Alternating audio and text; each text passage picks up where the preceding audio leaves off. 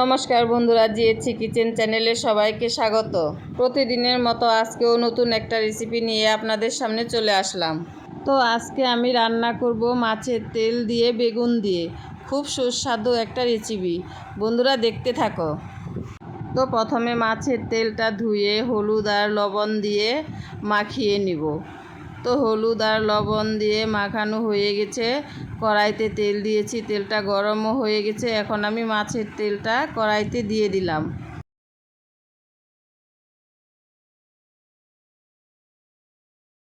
তো মাছের তেলটা ভাজা হয়ে গেছে, একটা বাটির মধ্যে তুলে নিলাম।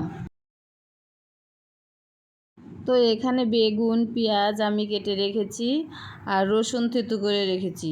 কড়াইতে তেল আছে, ওই তেলের মধ্যেই আমি কালো জিরা ফোড়ন দিয়ে দিলাম। এরপর কেটে রাখা পেঁয়াজ, থেঁতো করে রাখা রসুন দিয়ে দিলাম। পেঁয়াজ আর রসুন দিয়ে ভালো করে নেড়ে চেড়ে লাল লাল করে ভেজে নেব। লাল লাল করে ভাজা হয়ে গেলে এর মধ্যে আমি এক এক করে সব মশলাগুলো দিয়ে দিব। তো লঙ্কা বাটা দিয়ে দিলাম, আদা বাটা দিয়ে দিলাম, জিরে বাটা দিয়ে দিলাম।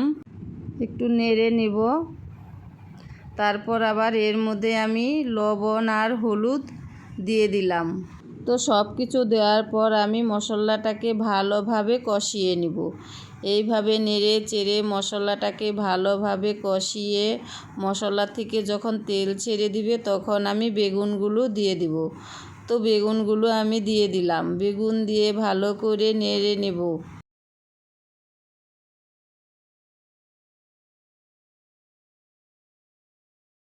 তো এই বেগুনের মধ্যে আর জল দিতে হবে না। এইভাবে নাড়াচাড়া করতে করতে বেগুনটা সিদ্ধ হয়ে যাবে। তখন এর মধ্যে আমি তেলগুলো দিয়ে দিব। তো বেগুনটা সিদ্ধ হয়ে গেছে, এর মধ্যে আমি তেলগুলো দিয়ে দিলাম। তেলগুলো দিয়ে ভালো করে আবার নাড়তে থাকবো। তো এইভাবে আবার নাড়াচাড়া করতে করতে বেগুনটা ভালোভাবে সিদ্ধ হয়ে গেছে, গলেও গেছে। তো এখন এটাকে একটা বাটির মধ্যে নামিয়ে নেব। তো বন্ধুরা, আমার ভিডিওটা যদি ভালো লেগে থাকে তবে লাইক কমেন্ট শেয়ার করে দিও। আর চ্যানেলে যদি কেউ নতুন এসে থাকে চ্যানেলটাকে সাবস্ক্রাইব করে দিও। দেখা হচ্ছে অন্য কোনো রেসিপিতে। আজকের মতো টাটা, বাই বাই।